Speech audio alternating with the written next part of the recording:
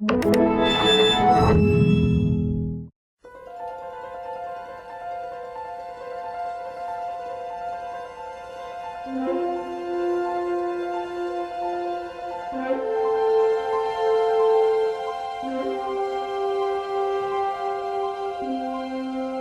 Natural was something I wanted to do for about 10 years, but the odds were against it because Hollywood felt that sports films didn't make money. It was an interesting challenge, and it was a point in time when I'm constantly reading the newspaper that, you know, baseball movies are the kiss of death. Baseball movies are box office poison. Everything about that, as we were moving along, was this is negative, this is negative. Baseball doesn't work in movies. They're citing all of the failures, you know, that had taken place in the last 10, 15 years or whatever. Baseball movies are slow, we were falling behind, it was getting cold, they were in Buffalo away from their families, and so it put a lot of pressure on all of us. It was about 10 years before this thing came to pass, and it really came together with Barry Levinson and I coming together and deciding that we were both passionate about it, wanted to do it.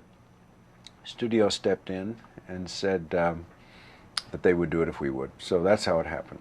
And for me, it was the second film. And what makes it sort of fascinating is because, you know, I did Diner, which is rather small, contained, sort of realistic portrayal of guys in a certain time frame. And then The Natural is this big kind of extravagant, you know, over-the-top kind of design to it.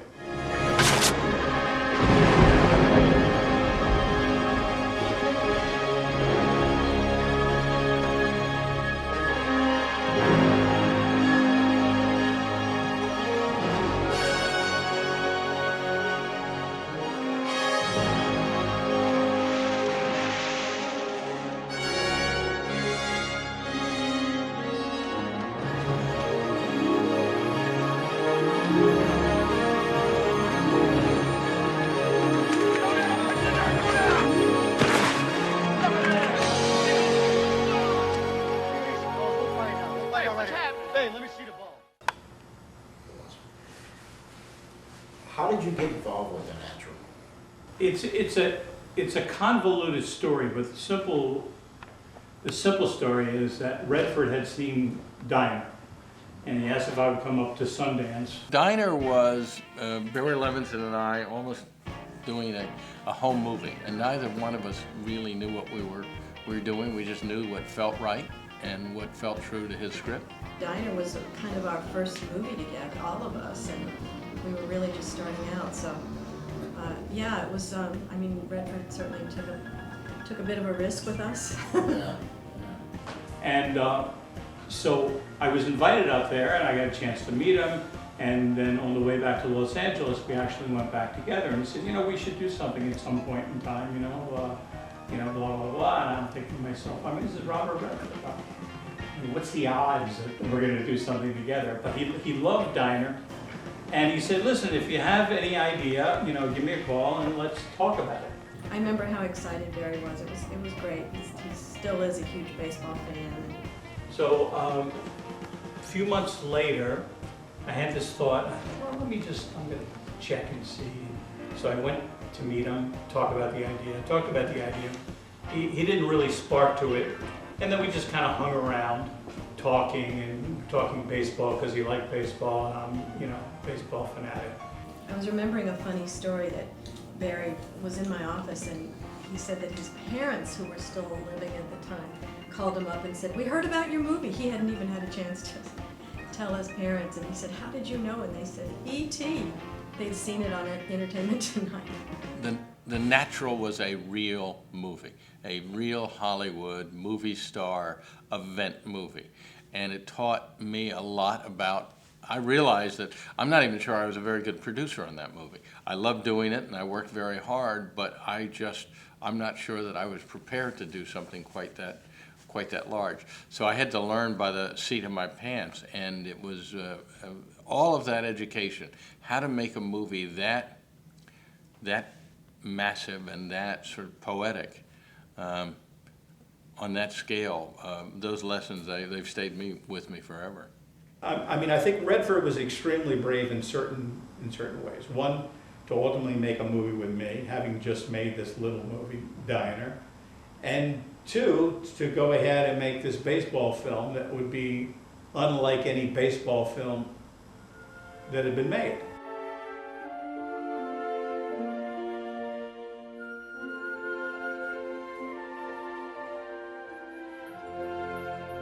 At some point in time, he mentioned The Natural, and he said, "Did you read it?" And I said, "Yeah, I did, a long time ago." He said, "Well, you know, I have this script, you know, on The Natural. Let me see if I can find it." So he went off, and he comes back with the script. I was working as a director of development for Robert Evans. I had been working as a reader at Paramount. And the first day on the job with Bob, his cousin, Jimmy Siff, I walked through the door and he says, "Glad to meet you, Roger, and I have this book I think would make a great movie," you know. I mean, literally walking through the door in New Yorker, a lawyer, and so it was a natural. He said, "Why don't you take a look and see what you think?" And I read it, and I thought, wow, this is an interesting interpretation of, you know, Malamud's book. And I said, "Look, I think it's got, you know, great possibilities," and went from there. And I just, for the next 2 years, just thought a lot about the book. Finally got hold of Bean and Kahn and said, "I'd really like to take a shot at a new draft." I think Michael Ovitz, who ran CAA, who represented Robert Redford, and they represented Barry Levinson, they represented me, and represented a lot of other people on the film. I think that he gave the script.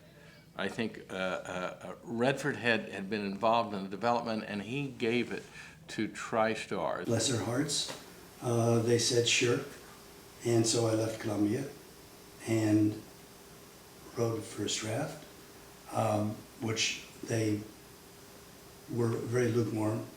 So lukewarm they said, "Thanks for the effort, but we're going to move on." They were fledgling a studio, and the guy who was running it was a lawyer who had worked with Redford and with Ovitz.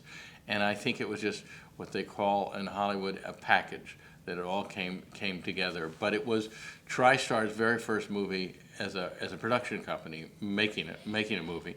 And one day I received a FedEx delivers a 364-page screenplay. He had dictated it to his secretary, and I had written him back and said, "Gosh, buddy, I think there's a lot of work to be done here, but as fate would have it, I have a draft, another draft you haven't seen," and I sent it to them, and they said, "Hey, okay, this is something that we can work with. Now you seem to know someone in the business. Why don't you have them run with it?" And I believe it was no more than a week later, maybe 2, where I get a call, and she said, "Roger, Redford's interested." In fact, I have to say, I went back to Buddy Kahn and I said, "Buddy, Redford's interested." He said, "Oh, Roger, you're so gullible. You'll believe anything these guys will take." I said, "No, buddy, honestly, this is for real. This comes from Mike Ovitz, who represents him." And Buddy said, "Well, look, if Redford's so interested, why don't you have him? He has an office here. You have him come around our offices and tell us to our face." So Redford got in his car, drove over, walked up the stairs, and through the door, and there, Bean and Kahn, and put out his hand and said, "I'm Robert Redford, and I want to do The Natural." That was a story that was told me. I wish I had been there.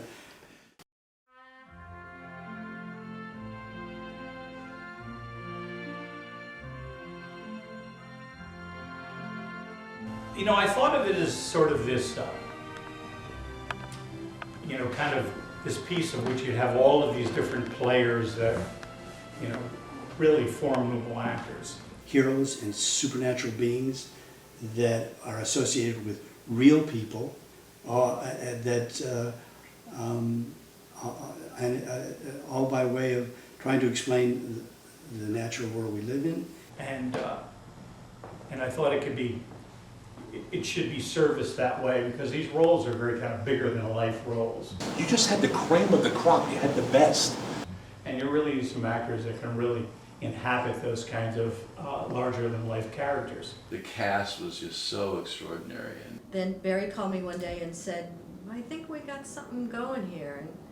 And he told me what it was, and it was big for all of us. And Ellen Chunwith was the casting director that I had on Diner. We talked about it, and I went over some kind of names, and said, no. And then it started to say, well, what about like, you know, Glenn Close, and you know, for this role. And We sort of sat there. It was one of those great situations where we were TriStar's first movie, and they wanted to make a splash. TriStar was this new company, and The Natural was going to be their first movie, and so that was going to put the signature on this new film company, TriStar. Well, you know, from the start, it was clear that Robert Redford was going to play Roy Hobbs. Right. No, Redford was on board before any of us. I mean, you know, I didn't think that much about it, but everybody around me went, Redford like Robert Redford? I said yes. He's a ball player, by the way. He was a ball player. And by the way, just so everybody knows it, Redford actually hit a home run one day when we were there. So, you know, he was actually a pretty good hitter. Oh, he had a baseball scholarship. Yeah. Colorado. I mean, he was the real deal. Then when Robert Redford came, it was funny. We were like, you know, and some people might have thought he was being standoffish, this and that. Because he's not the type of guy that walks in a room and goes, hey guys, hey, let me tell you this one, you know? Then we had these major character guys that we had to cast, like Robert Prosky and Richard Farnsworth and Joe Don Baker, Wilford Brimley. And I thought some of them, you know, like Wilford Brimley was such a character, and you know, so fascinating, and just for this to play that, you know, manager of the team. Oh, come on, Fowler! Throw strikes! Fowler's killing worms, Pop. Hey, Fowler! Don't you know how I hate losing to the Pirates? But then there were the old salts like Richard Farnsworth and Wilford Brimley, who had been around for a while, and so we really wanted to get the manager and his coaches as these veteran players, and we wanted to see really something on their face, to see character and age on their face. Well, I met Barry Levinson, and I was offered that role. Yeah. Wilford Brimley taught me so much about behavior. First, by just watching him and Richard Farnsworth. Richard Farnsworth is probably the most humble person you'll ever meet, and yet so dynamic. And Wilford would tell me, forget about the acting he did, the amazing stunt work he did. He would tell me some of the stories because he was a bodyguard for Howard Hughes. And he would tell me these Hughes stories, and I was just like, you know, wide-eyed and mouth hanging open. I mean, one crazy story after another. I've got to say, for anybody who, anybody who is kind of, knowledgeable about show business and movies in any way, that cast was amazing. I mean, we couldn't believe that, that extraordinary cast was all coming to town. Once we got those pieces in place, then it was the smaller parts. It was putting the baseball teams together, the Knights, and then doing all the small parts in Buffalo. We kept hearing about that they were going to do the movie The Natural. In fact, in New York, that was part of the casting process, that we had actors and they had to, we had like a baseball tryouts. But these guys could play ball. I mean, we could play ball, except Madsen. Well, that's how I had to try out. You didn't. I had to try out. You had to try out as a player? Yeah. To see how they would do, playing the outfield, playing the infield, how did they swing the bat. Oh, I had fun doing that. I never played baseball as a kid. I didn't know anything about baseball. Not a baseball player, I'm telling you, not a baseball player. So I'm no ball player, right? And I told Barry and I told Mark Johnson, I ain't no ball player, man. They ran it like a spring training for 2 weeks, which was kind of cool. There were people there that were kind enough to show me. I enjoyed it very much. What's funny is a guy came by, my father had a jewelry store in Grand Central Station, and I was working there at the time besides doing commercials and a little bit of stand-up comedy, and the guy goes, hey, Barry, you gotta go get in for this natural thing because they're trying guys out on baseball ability first. And he goes, that's your thing. And I can't remember who it was, some baseball scout who was with us, and you talk about, well, what do you think his ability? Well, I think we can get him to do this and that. But, you know, you had to be able to act as well.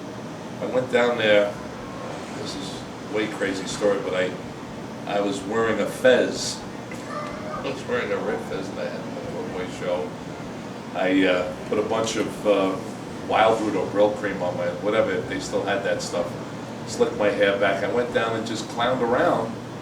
And I figured, well, maybe I can throw a knuckleball or a spitball or something. Maybe I'll fake my way. And so it was from playing, there was no audition. Your ball playing was the audition. Finally, Barry Levinson walks over to me and says, can we see you play? I've been hiding on the sidelines, you know, standing around. I said, oh, you want me to play? Geez, I told my wife wouldn't let me take the shot of Butte. I was supposed to take that today. I can't, I got a bad shoulder, I don't know, let me try. And you had to act like you were major league potential in the 30s on a bad baseball team.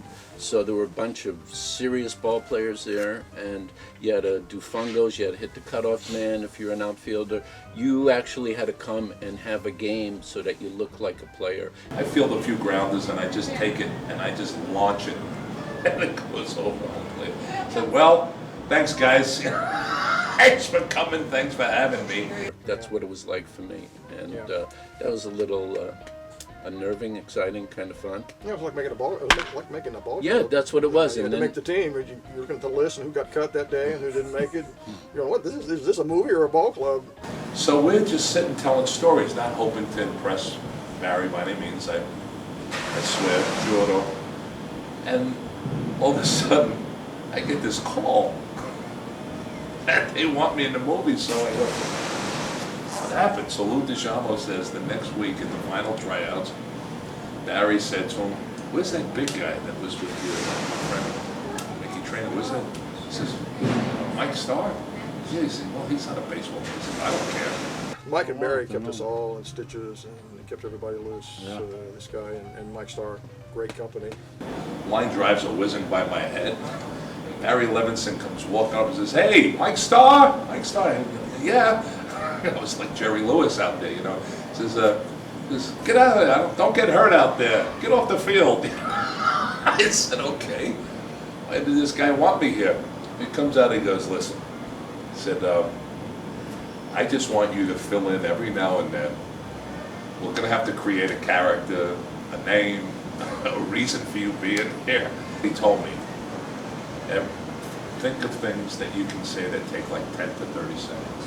And as an actor, you want to be able to bring something, and it's his scene in the batting cage that gave me my sort of break in the film. Yeah. Because I did my homework and said, okay, we're shooting the batting cage scene with his character. There's a little bit of razzing going on because he's wearing the lightning bolt. And I started kind of tease whatever, you know, that the world had turned upside down because he was hitting the ball now. And that in dailies kind of came through, and that kind of opened up a little bit of a door for me. And Barry was cool with that, and Bob Redford was cool with that, because it was like, so that got me, whatever I got in that film was a result of that batting cage scene with him. So kind of got to do shtick or be a clown or whatever. It was a good, that was your at bat. In between takes, Robert Redford said to me, Bob, as we call him, said to me, Mike, what's your name in this anyway? I said, well, it's Boonsky, you know, and he said, Boonsky. So I told him the history, and my son at the time was 2, you know, and I said, yeah, Barry asked me to come up with a name, and da-da-da-da, and everyone, he goes, that's all, you didn't tell me he was going to do anything. Sure enough, if you watch the movie, and you see him come out, I'm doing my knucklehead ad-libbing, and there's a close-up on him. He looks up, he goes, watch your head on the way out, Boonsky, and left. And I came back and I thanked him, and he said, well, we immortalized him now, you know, someday he's going to look at this and say, there's his name in the movie.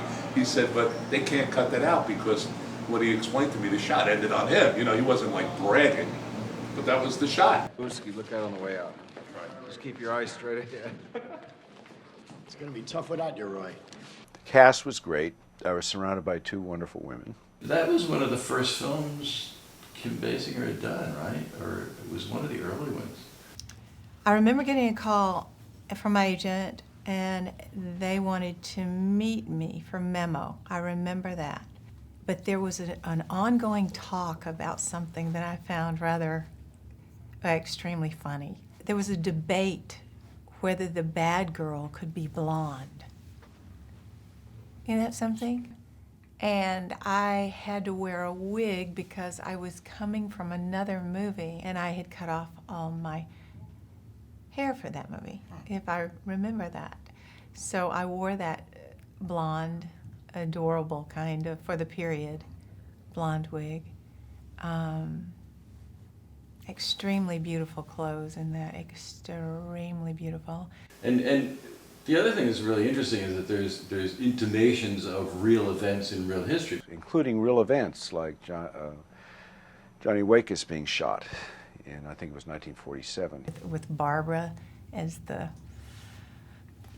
whatever that came in and shot him. He was a very talented first baseman who they call the next DiMaggio, the next natural. He was shot by a woman in black. I had to get into, which was fun, the frame of mind of someone who would do something like that. And it made that part kind of hard to cast too, because you didn't want to tip it off that she was this obsessed sports groupie. You know, the Barbara Hershey character is always almost in black and white and always had the red flower, and you know, you could use elements like that as symbolic and repeat, you know, visual cues, you know. I actually did this thing where words had different meaning. Like, I'm having a conversation with you and we basically agree what the words mean, what we're saying. But Harriet had different meaning for words. We had to just find the right balance between this woman who would be very alluring and seem just like a normal gal, and then turns into a psycho who shoots him. For instance, when she says to Roy, "Are you the best?" she's asking him, is he the one for her to kill? Hello, I'm Harriet Bird. The costumer put this hat on my head, and I relaxed, and I knew it was Harriet Bird. And the thing about that hat is it felt authentic. It just, I felt like I could play this part. And I walk on the set to film in wardrobe and try to talk to Barry, and I'm going to be filming after lunch. And so he sits during lunch, basically eating his lunch, and I'm talking a mile a minute with all this stored up stuff. And he says, well, that's all great. And just as we leave, he says, by the way, the hat. You know, I don't want to cause trouble. I'm just filming my first scene. They're already filming. I want everyone to, you know, enjoy the experience of working with me, but I feel very passionately about the hat. Fortunately, he listened to me and the hat was in, but it was a very funny moment. And Michael Madsen?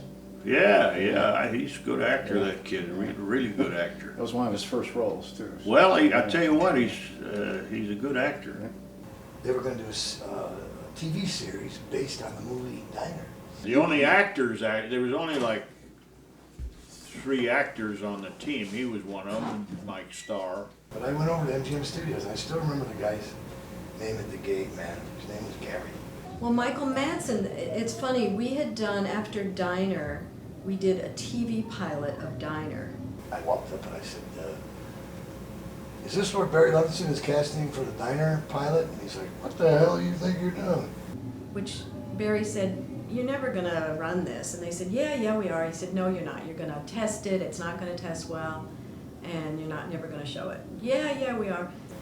And I said, well, I'm going to see him. He goes, no, I'm afraid not. Does he have an appointment? I said, no, I don't have an appointment. And he looked at me funny and he goes, well, you know, if I was to not see you go in, I guess you could get in. So we did this TV pilot, and Michael Madsen was in that, playing the part that Mickey Rourke had played in the movie. And I walked up to the receptionist and I looked at her and I said, hi, can I talk to Barry Levinson? So we knew Michael from that, And but that was one of his first movies. And she said, do you have an appointment? And I said, no. And she goes, do you have a headshot? And I go, no. And behind her, the door was open and Barry was sitting in his office. He was, and he was looking up and he was listening to this whole conversation. And I thought he was really interesting, you know, you know, in retrospect, you think about him, you know, all of a sudden he's in scenes with Redford and DeVal and, you know, Kim Basinger, you know, right out of the box. She goes, well, you're going to have to come back for an appointment. I said, oh, man. I said, well, why do I do that, you know? And he comes out of his office, and he comes over, and he goes, hey, what's your name? And I said, Michael.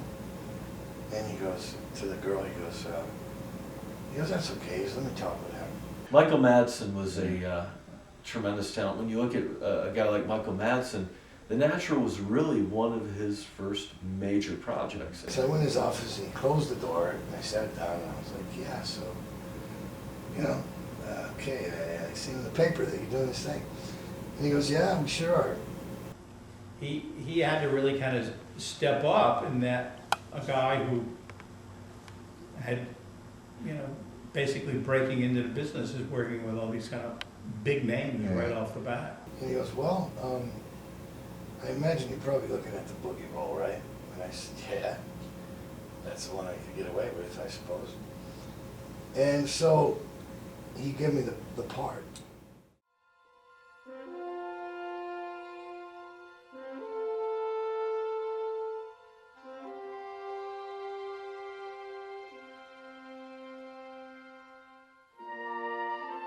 Now, making it in Buffalo was interesting because I had never been there, didn't know much about it. The held opinion was, you poor guys, you have to go to Buffalo? I mean, you know, next to Cincinnati, that's a killer. So the impression was that Buffalo is really not a happy place to be.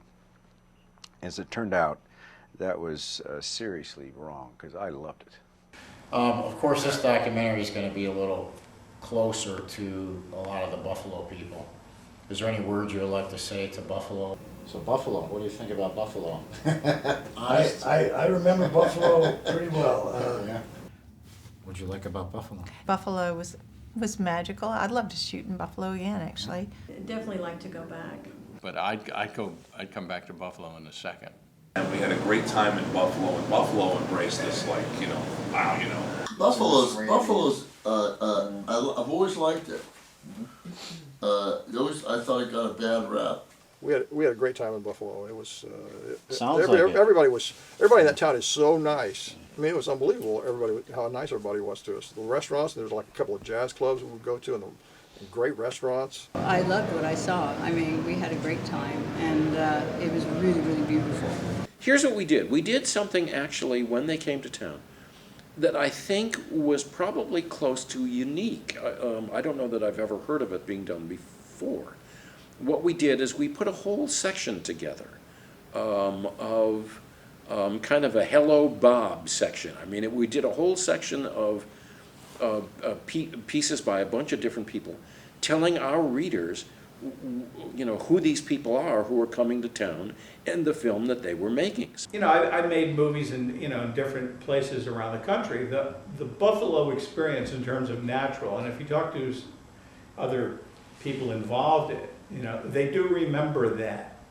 You know, for whatever reason, there was this real kind of connection to the community. How about the people? What did you experience about the Buffalo people? Loved them. They were lovely. They were lovely. Buffalo was a great city to have been in. The city made us feel welcome, both on a, you know, an official level and the man in the street. Same thing. I definitely had a nostalgic feeling for Buffalo. I had a great time there. I loved the city and the people and just the countryside outside of there.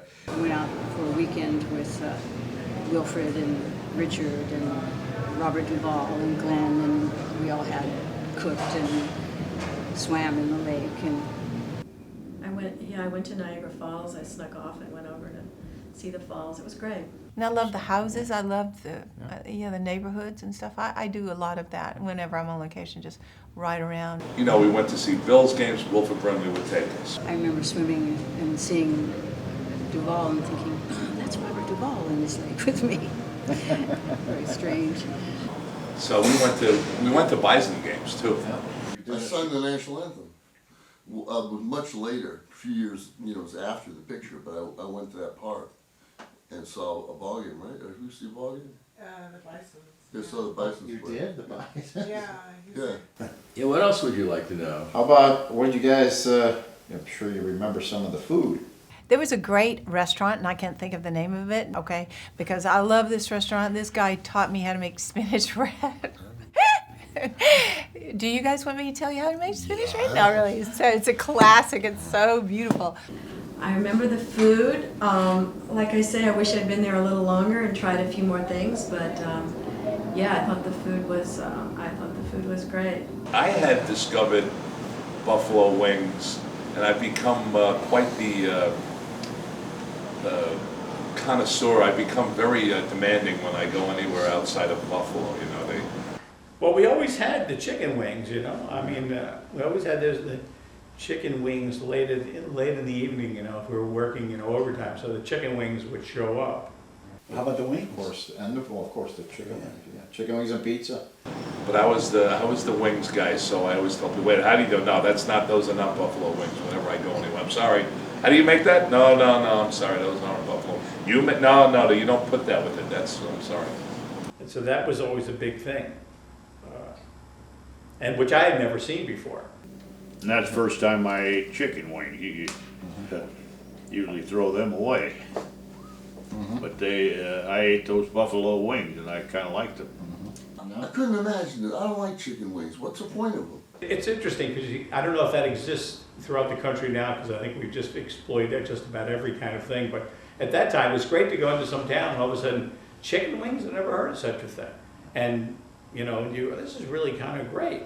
And that was the only place that I knew back then that had chicken wings. Christian, my wife loves it. I don't see it. That was our big fanatic move. I mean, we would eat gourmet food on the set, but you told me that Wilford loved the beef on wick, and that made me remember that. I remember that Hourglass restaurant. That was a great place. And I got acquainted with my friend Jimmy Keene's folks. And I used to stop by there and they made me, I'll think of the name of this thing here in a minute. Real salty bread with roast beef on it. Beef and a wick. Beef on wick? Oh. Yeah, sure. Wilford said the same thing. His favorite thing in Buffalo was the beef on wick. Yeah. Beef and a wick. Beef and a wick. Okay. Yeah. Okay. It was good too. I encounter that a lot from people who come to Buffalo for the first time. It isn't the wings that knock them out. It's the beef on wick. Yeah. Were you a fan of the beef on wick too? The what? The beef on wick. What is that? It's a sandwich of roast beef on the. That would be no. Okay. That would be absolutely unequivocally not. Okay. Well, all the other guys were talking about that one. That would be unequivocally not spinach bread. Absolutely, Okay. Spinach bread. Absolutely, get some Italian bread, good old Italian bread. Okay, and we saute the spinach. Okay. I think we got him coming back just to have another. They kept beef on asking wick. people, like, well, what's the wick? Yeah. Well, that's the bread. That's the bread. I said, Yeah. well, why is it called that? I don't know. Why is it on wick? Well, what's that? It's roast beef on a Kimmelwick bun and it's a salted bun. And Well, now you're talking. it's just roast beef on a Kimmel. It's a salted roll, on a Kimmelwick. I know, and you know what? You're gonna see, but I want to see a beef one week. Yeah. Well, and we're a sports area, so they love beer, chicken wings, and sports. Our cameras turn to the world of sports. In response to sports writer Max Mercy's accusation that Wonder Boy was a loaded bat, Commissioner Gates made this statement. Measured and weighed the bat, and it is within league specifications. Therefore, the bat is legal and may be used in league play. Hold up the bat! Wonder Boy. Oh, what a bat it is.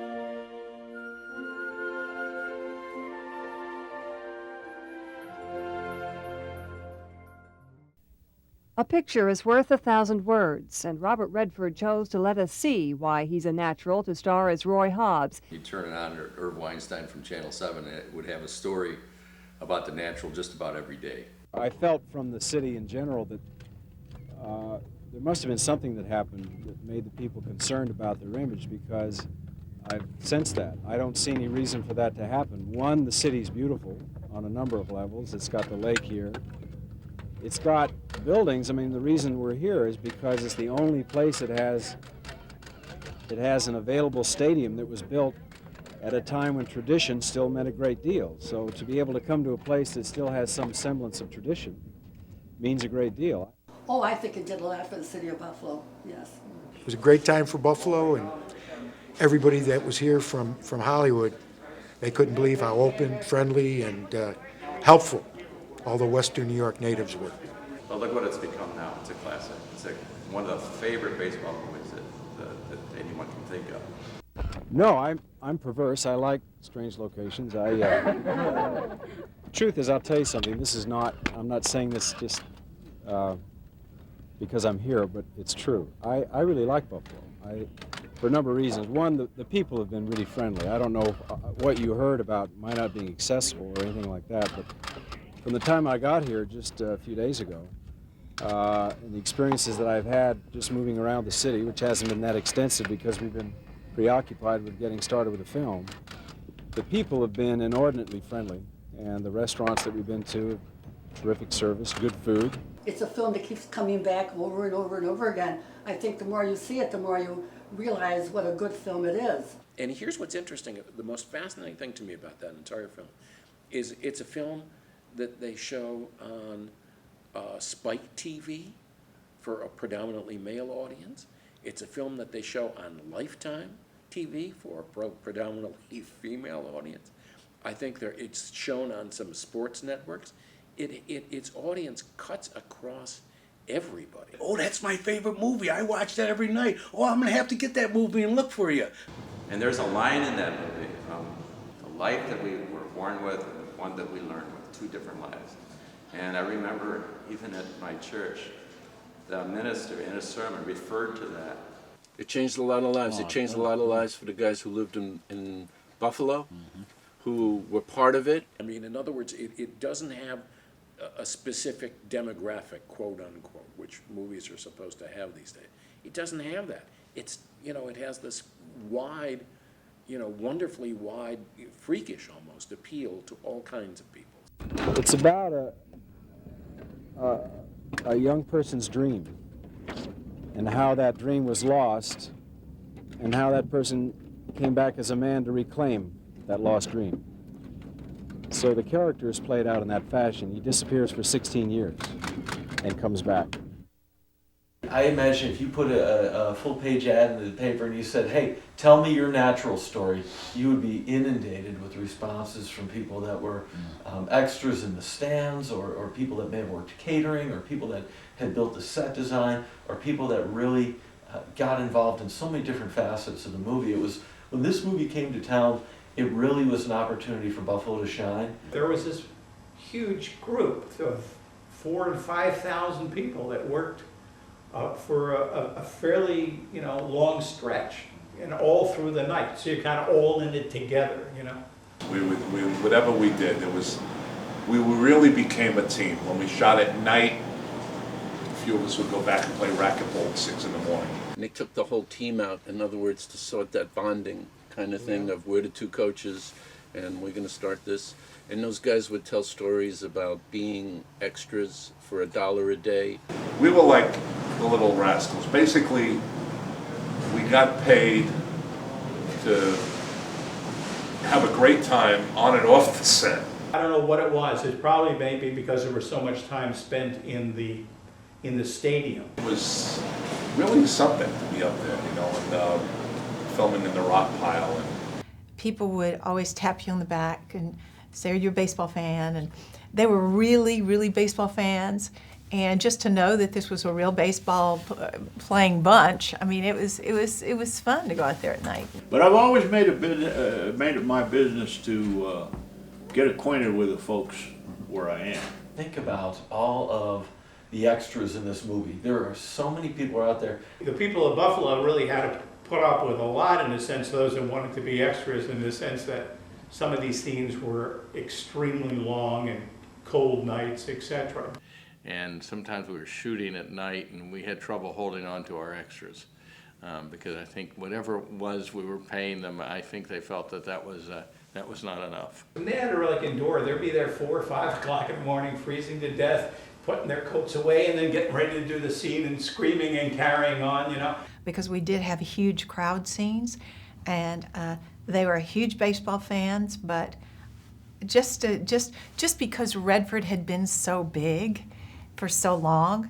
And when you look at it, I grabbed a lot of shots of the crowd, you know, through the, you know, the day and the night sequences of those faces of those people. And they looked as much like baseball fans that I've ever seen. It wasn't just fake. I mean, there's a lot of little kind of specific kind of personal things that go on in the course of it in those faces.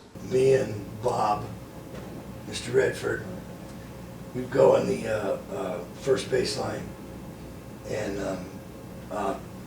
toss up baseballs and hit them up into the people who were extras. And it made them very happy. Because of the amount of time and maybe the kind of the good nature and the spirit of the people in Buffalo.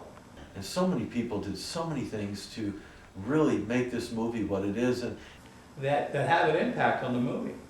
Well, people were great.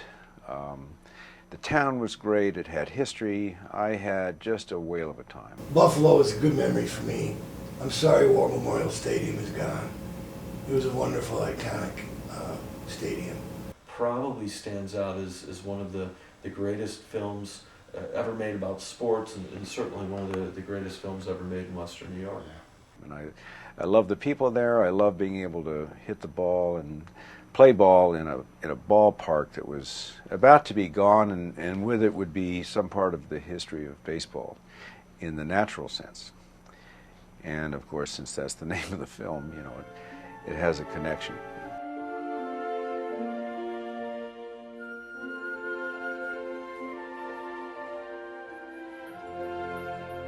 That summer I had chose to work at the stadium on a construction crew that was putting together the actual sets and the scenery. That we were doing the billboards and back, and I was about a day and a half into the job. I had new work boots on, my feet were killing me, and I decided, you know, I was pretty much at the point of saying, well, you know, 2 days in, I think I'm done. Well, I remember the casting call was at Buffalo State. A couple of my buddies come in one day. They all come in all excited about it. So, oh, you should get involved. You should get involved. And I said, well, what's going on? He says, they're shooting a movie down at the old rock pile, the War Memorial Stadium. I had seen an ad in the paper to audition for extras. My husband heard there was a rumor that they were looking for a mama in a restaurant scene for The Natural. They wanted to do some filming, get some camera angles, and I had played 4 years of professional baseball, so they were taking some clips of me hitting because Redford was left-handed, I was left-handed. I was cast probably halfway through the filming in the Buffalo area, and received a phone call from, I believe it was Kevin and Steve, one night who were going through their roster books of players in the area, and called me at home and asked me if I wanted to be in the movie. Friends asked me if I was going to go down and get in line because I umpired professional baseball for 9 years. I told them, no, I don't stand in lines. So I was at lunch one day, and a gentleman named Dave Furno had come by. He worked at Rich Products, and he said, hey, I'm going over to take a look over at the Madsen Street Armory and see what's going on over there. Do you want to take a ride with me? I showed up for the casting call, and they decided to use me as a dressed extra. We got talking about it, and I said, well, hell, I'm not doing anything tomorrow. I think I'll go down there and sign in. And I had a little bit of an interview, and they asked me some questions. And I went home, and I didn't hear anything for many weeks. I went, and they took one look at me and said, you don't look like a mama.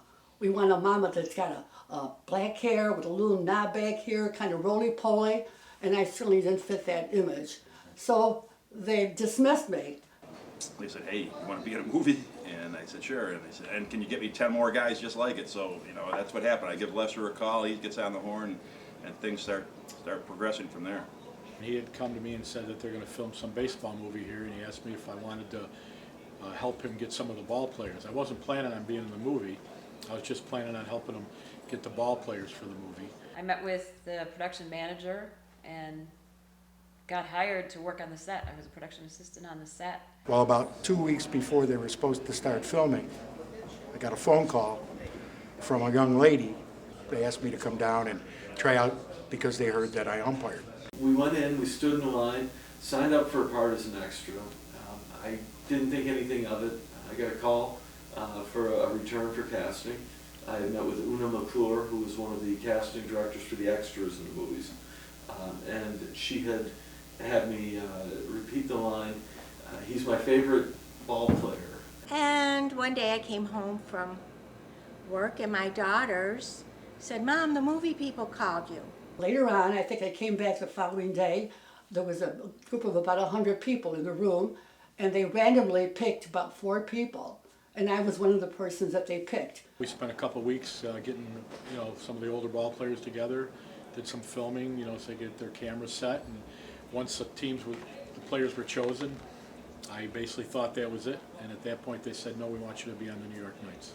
So a lot of times I was directing background extras, sometimes helping out in the office, sometimes I was helping out in casting. So at the end of the day, when we signed the extras out and signed their checks, then we would go and work in casting, and we'd do something, making phone calls to get the people in for the next day. The bad news is you didn't get the part as a bad boy, we went with somebody else. The good news is we like you to play the part of Robert Redford's son in the movie. Here's the number, call back. So I called back and they said, can you come down? We've picked you for a dressed extra. And I said, all right, I'll be down. So they told me to go down to War Memorial, and I actually tried out for the producer. He said I would cut your hair, shave your mustache, which I had since I was 14 years old at the time, and we'll see you tomorrow. We'd go to wardrobe and we'd help out in wardrobe. When the uniforms came in, the logo wasn't dark enough, so we sat there with a bunch of Sharpies and colored in the logos with Sharpies. We had a meeting with Barry Levinson and one of the producers, and they asked me about my experience and about arguments, and they wanted me to do strike calls and out calls, and pretty much said, yeah, you've been around a baseball field, and they signed me up to be an on-field umpire. I was very surprised at how particular they were about the dress. The director, Barry Levinson, he was a stickler for authenticity and everyone staying in the era. They had dresses picked out for us and shoes. Everything had to be authentic. The guys that wore glasses, they brought an optometrist onto the set and they made period glasses for us. It had to be exact.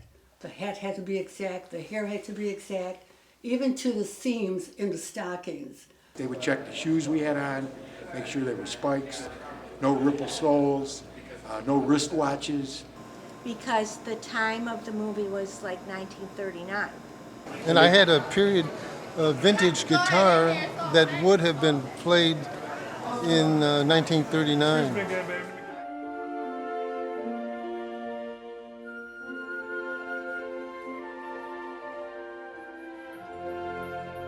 One of the most important things I ever learned about the nature of fandom, I learned by watching the kids crowding around the stadium to catch a glimpse of all the stars on the way in.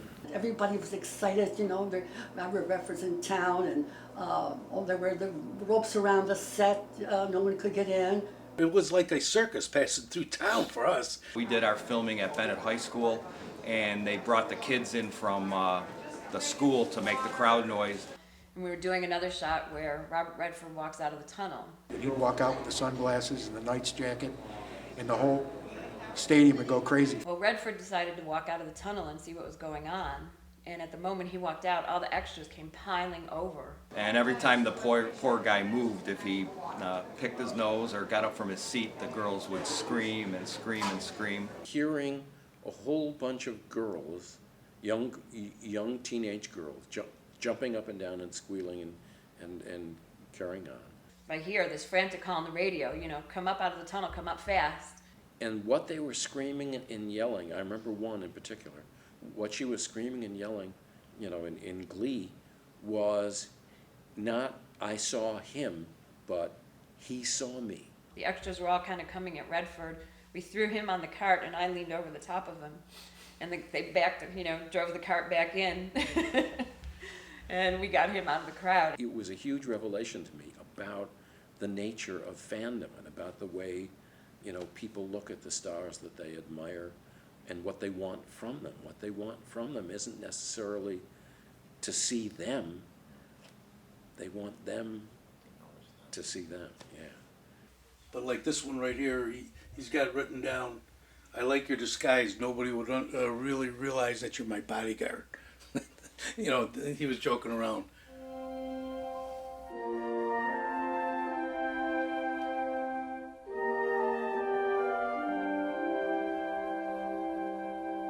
We saw the whole thing. Everybody's wondering whose face is going to be first and who's going to be on here. We had New York City actors, we had California actors, and we had locals. I was wearing suspenders for the first 3 takes of the final scene, and they threw the ball up in the air, and I went to catch the ball and to throw it back, and the first time they threw the ball up in the air, and I was going back to catch it, I fell. So we were sitting there, and I said to him, you know, we may or may not be in this scene, but I'm going to make sure that I am.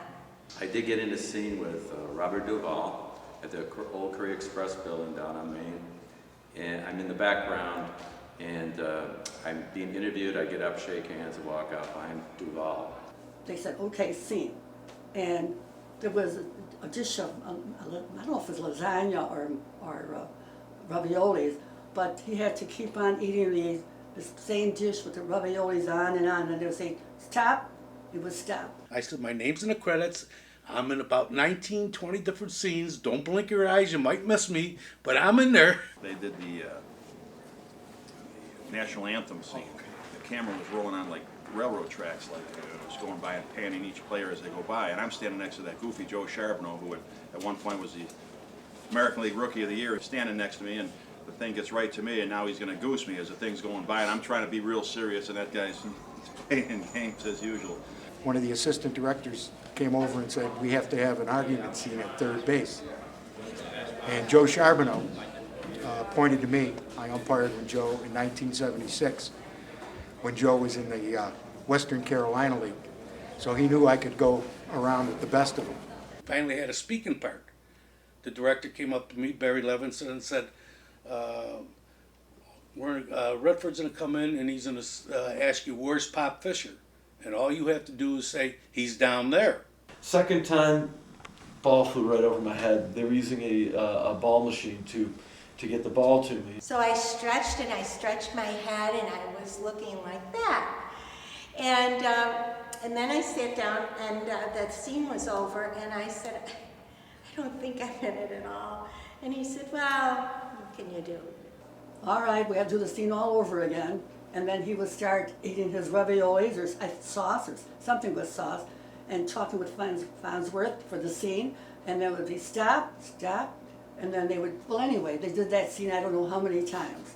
One interesting thing happened is that that Wonder Boy bat they used, Redford didn't like the ones they made for him, so I had my own bats at the time, and they asked, he was using mine, and he told the prop master that he wants, you know, the same type of bat that Kevin Lester uses, and the prop master came to me and said, we need to get a half a dozen of these bats overnight. He comes walking in with his Wonder Boy bat. He goes, where's Pop Fisher? And I said, he's down there. All of a sudden you heard, cut, cut. Director looked at me and said, are you local? And I said, yes, sir. He says, don't talk, just point. Well, Wilford Brimley came out. I made a call at third base. It was Phil Mankowski. Slid in, and he was definitely safe, but I called him out. And Wilford Brimley ran out, and we had an argument. And he started kicking dirt. And I said, wait a second. I said, they didn't do that back in this time frame. And at the time, George Brett had just had that pine tar incident with the Yankees, and I said, George Brett can't get his bats overnight. You're not going to get them overnight. He says, well, we need one of these bats for shooting tomorrow. So I actually took it home that night and sanded down the label and these little wood chisel, took the name out, sanded everything down, took it to the set the next morning. The artist put in the lightning bolt, and those were the bats he used in the movie.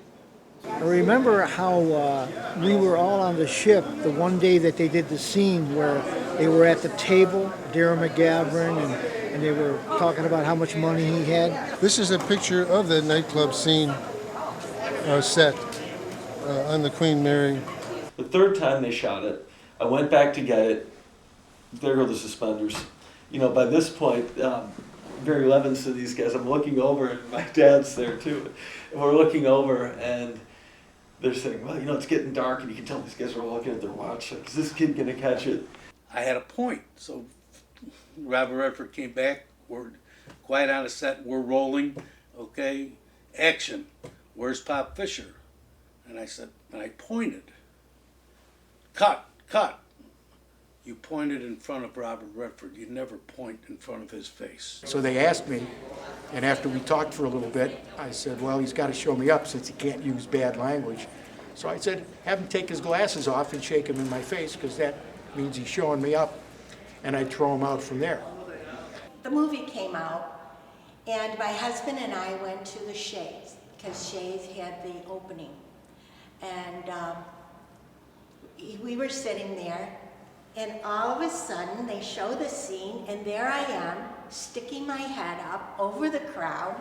You can see me plain as day. And he went crazy. There you are, you're in the movie. The final analysis was that they cut it. I ended up, as they say, on the floor. And there goes my claim to fame. So now he says, don't point, just look.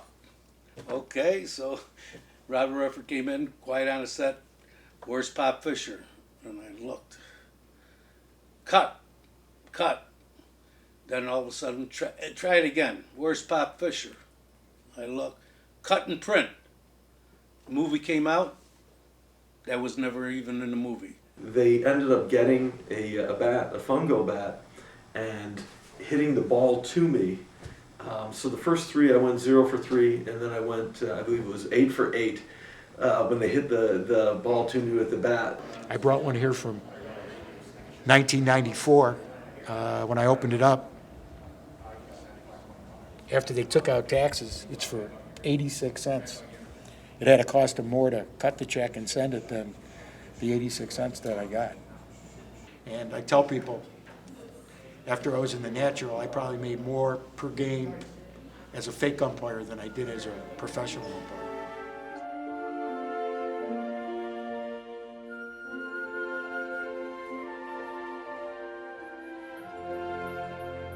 Here's one of the things that we did that made things complicated. A certain scene's supposed to take place in an afternoon and sun.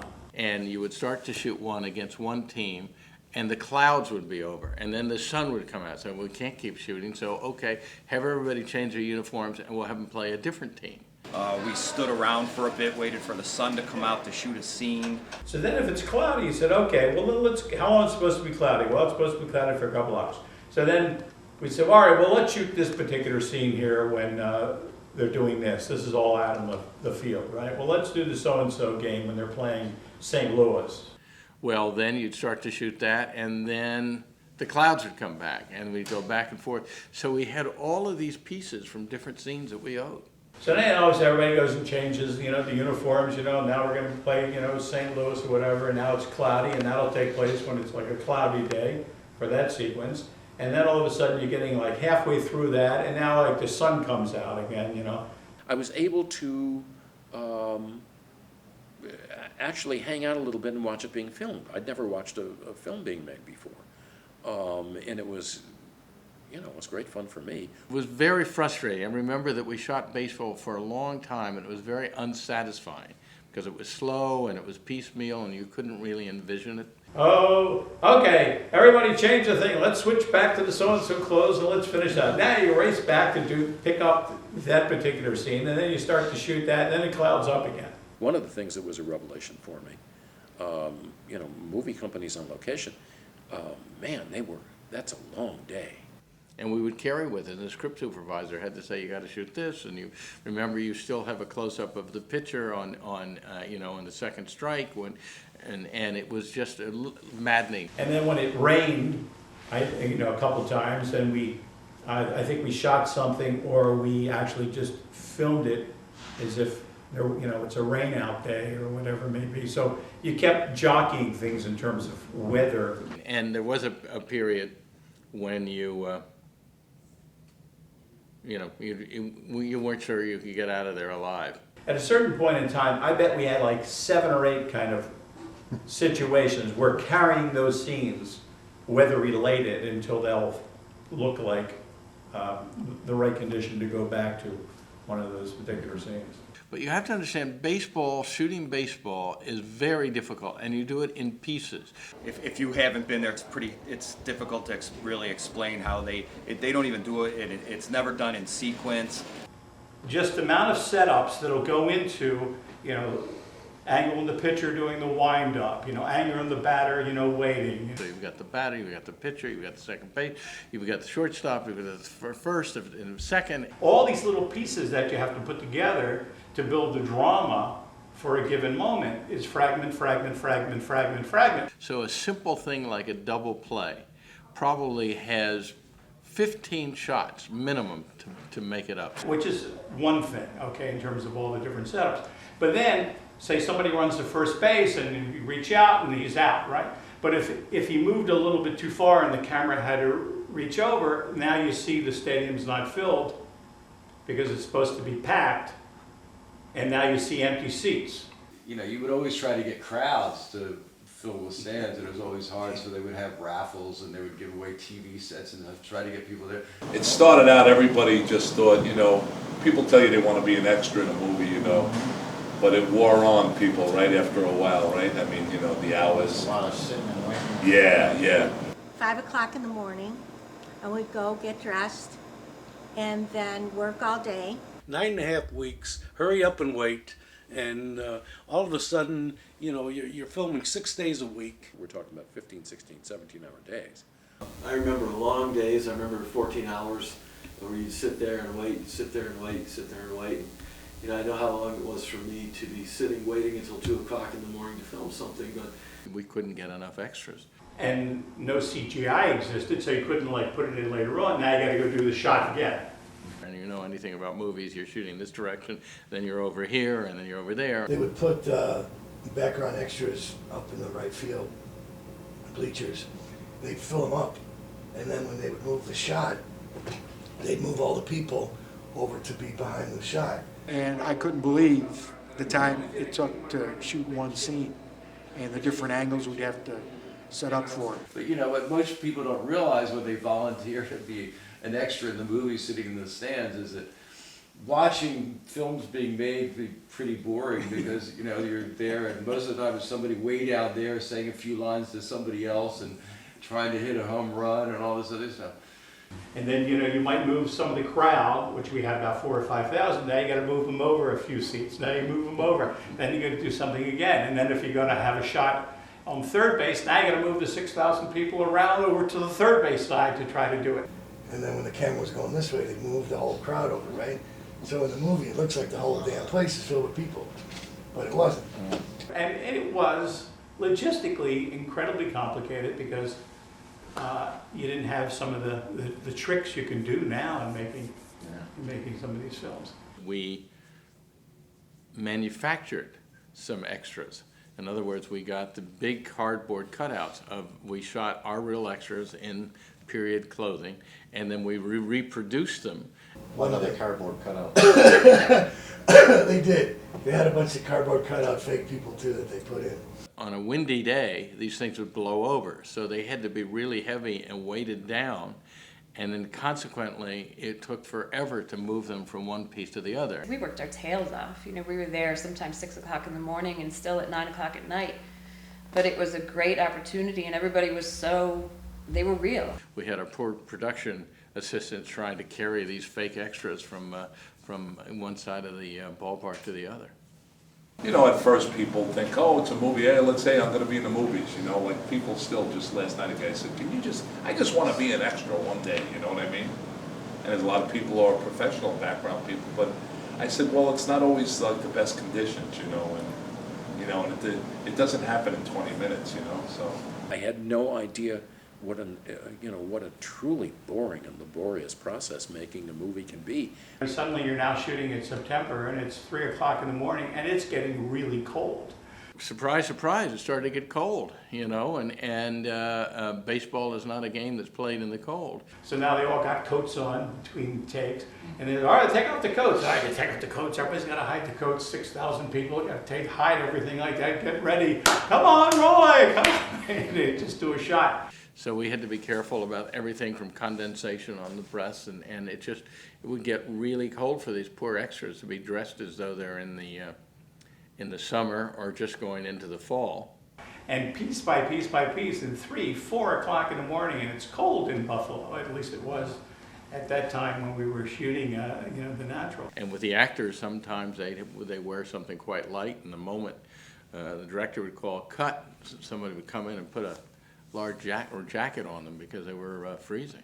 So we shot the scene, it took all day, and I left there wondering, is this the way movies are made? If it is, it's a tough job. It really is a tough job, I think. Mm-hmm. And then we did a scene in a restaurant and I believe it's Farnsworth and Redford are having dinner together, and it was so satisfying because we were able to shoot the scene, have the full scene, and know at the end of the day you had it. Okay, we got the shot of him coming in, we got one sitting down here, we got a two shot over the shoulder, whatever else. It was like an apotheosis. We were so thrilled to actually be able to shoot a full scene.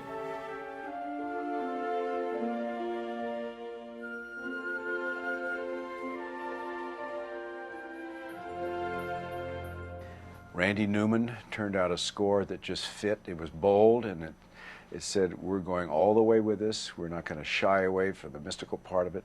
We're going to give it everything. In the post-production of the film, because I wanted Randy Newman, because I thought he would be great, and he also was a big baseball fan. Randy Newman's music, which Randy had scored some films before, but done nothing like this, and it's an extraordinary, magnificent score. Look at his music, though. Yeah. His humor in his music. Yeah. It's so obvious, yeah.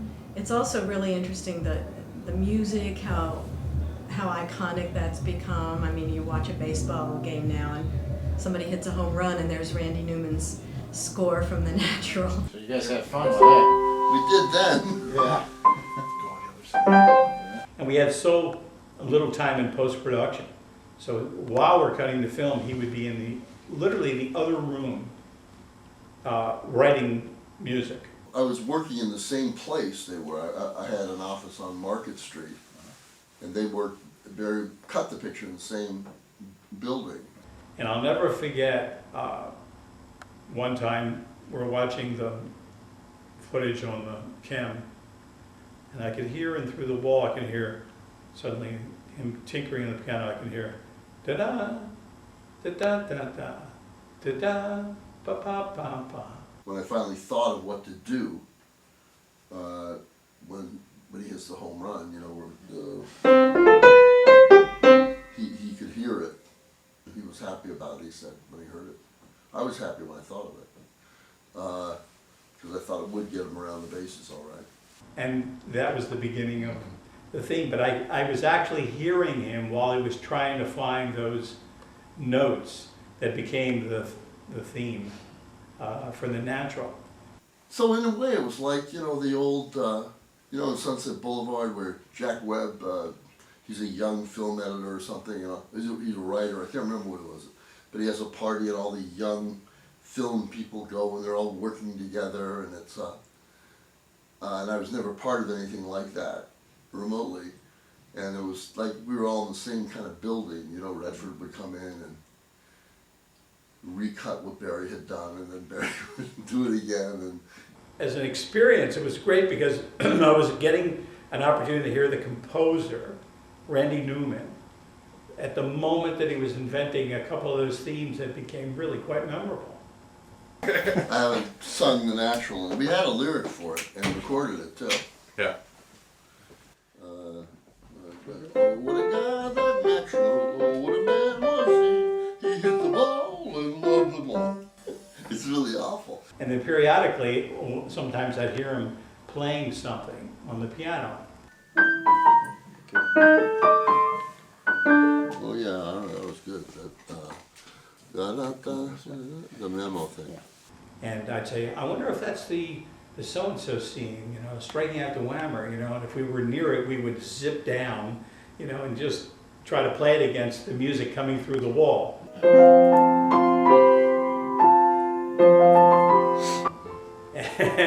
And a couple times, you know, you're guessing that that's what it's for, and in fact, that's what it was for, and you can see, oh, that is pretty, this could be really exciting.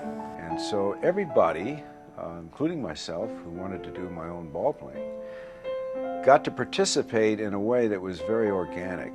And when you put all those pieces together, we ended up with what for us at the time was a wonderful, enjoyable experience.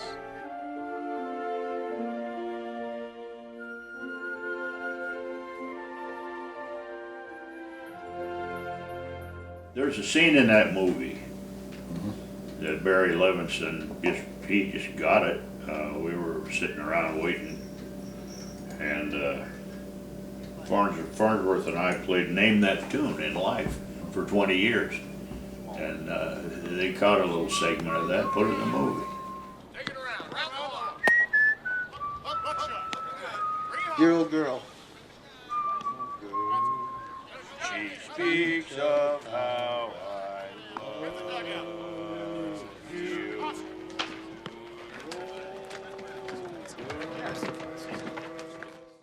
In her own sweet world, populated with dolls and clowns and a prince and a big purple bear, lives my favorite girl. Unaware of the worried frowns we weary grown-ups all wear. In the sun she dances to silent music, to songs that are spun of gold from somewhere in her own little head. And one day, and all too soon, she'll grow up. And she'll leave her doll and her prince and her silly old bear. And when she goes, they'll all cry as they whisper goodbye. They will miss her, you see. So will I.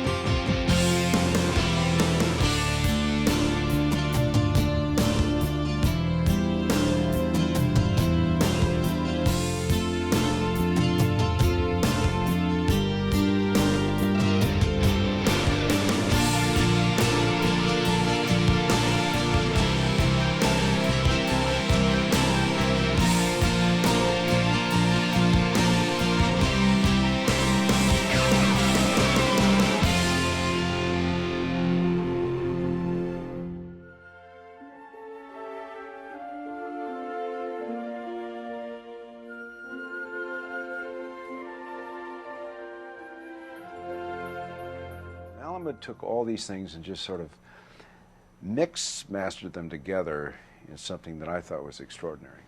In my mind, we had to push this film, you know, visually, in terms of its style, etc. And so there wasn't something you could point to. I think if you ask me what makes someone great or makes something great or film great, I'm not original saying this about anything.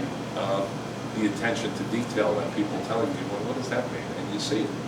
We would be out on the field, and you know, Barry would go, you want to get the shot, and he'd go, no, we need about 3 minutes. And sure enough, 3 minutes pass, and the sun comes out from behind the cloud and goes, okay, let's shoot. Yeah. I mean, the guy was brilliant.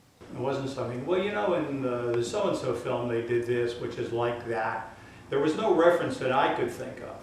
So you're a little like kind of marching down a road to go to some place that no one had quite seen that way before. We had a shot all lined up, and Redford was supposed to come out of the tunnel, and Barry Levinson, they got all ready to shoot it, had all the extras in the right place, and he said, you know what, hang on, I want to move the camera. So they started to break down, they were going to move the camera, and I said to him, why do you want to move the camera? What would you do differently? And he goes, hang on. And he flagged me over, and he let me go right onto the set, and you know, right up next to the camera, and he said, go ahead, look through the lens. He goes, okay, take it apart. And then he called me, flagged me over again afterwards and said, you know, now look at it again, do you see the difference? And it was just an angle change, but it made Redford look so much different and so much bigger in the frame, and I was hooked. That was it. That I said, well, this is what I want to do for a living. With the music and the way it was lit and some of the things with the baseball bat, and I think some of that had a kind of a magical realism feeling that made it kind of transcend its time and really hold up. Caleb Deschanel, the cameraman, who's as good as they come, and what he did with the mystical part of this was, I thought, quite extraordinary, because he gave it a bigger-than-life lighting quality. If you take an audience emotionally to a certain point, I mean, and particularly a movie like this is so mythological, is that there's so many elements of it, you know, where you have Barbara Hershey in black, and she's silhouetted against windows, and then when Memo is trying to seduce him, it's the same thing. Is it, you know, you can play around with things like that. And how do we do that? So that the challenge was to try to get everybody on the same page for a movie that we couldn't reference. To me, the greatest hero of that entire film is the cinematographer, Caleb Deschanel. How about Caleb Deschanel, the cinematographer? Oh yeah, he's a genius. Yeah. And the other thing I learned about a cameraman as specific as Caleb Deschanel, he really needs, as I say, precision. And Caleb Deschanel, I remember the way he was and the way he worked, and such a cinematic mastermind to me when it came to lighting. And I can remember sitting waiting for hours for the sun to be just exactly right. If he lit the shot for me to be looking right there, and then when we were shooting, somehow I moved over there, it wouldn't work within his lighting scheme. We got everything set up, and Caleb Deschanel said, you know what, the lighting's not great, we got to do it again. So we'd have to do another take, and it is, in certain movies that doesn't work because it doesn't give the actors that kind of liberty, that kind of freedom to go wherever they want to do.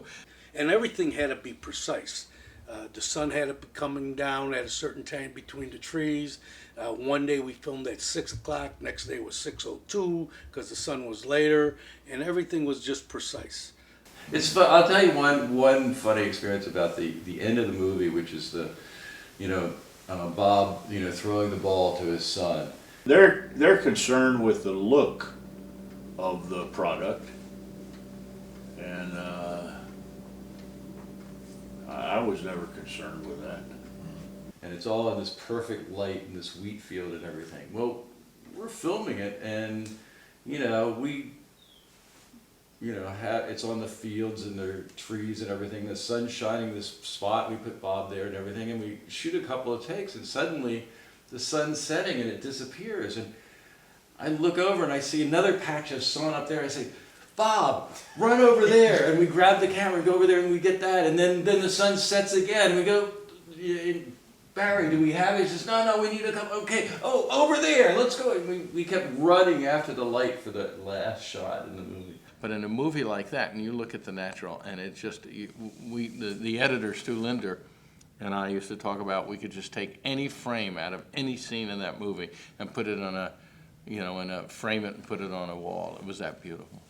Talking about mythology, there's that wonderful scene where Bob Duvall starts getting in his head that he recognizes, Roy Hobbs from somewhere, and he can't remember it. He stops him in the rain. And, and again, I mean, here you're using, a meteorological element, to help tell the story, because there really is like a, there's something, pending, in this moment, that at some point he's going to realize who it is, and he's going to bring it back, and he's going to use it against him in some way. My God, that movie is beautiful to look at. And, he made some things which don't necessarily look so wonderful. He made them look just incredible. We had this storm, and I literally set up the camera with 1,000 feet of film, and in those days, 1,000 feet of film was about 12 minutes. And we turned it on, with the lights on and just the clouds behind and lightning. And in 12 minutes, we probably got 100 flashes of lightning, which, some of which are in the movie. It's really It's right. They're real. It's just those little, almost gems or segues almost in a movie that when you move from scene to scene and all of a sudden something else is happening, or you hit at the park, you hear the sound of that, you hear Barry Levinson's voice being the baseball announcer. These are all like things when you watched it. I was like a little kid watching it,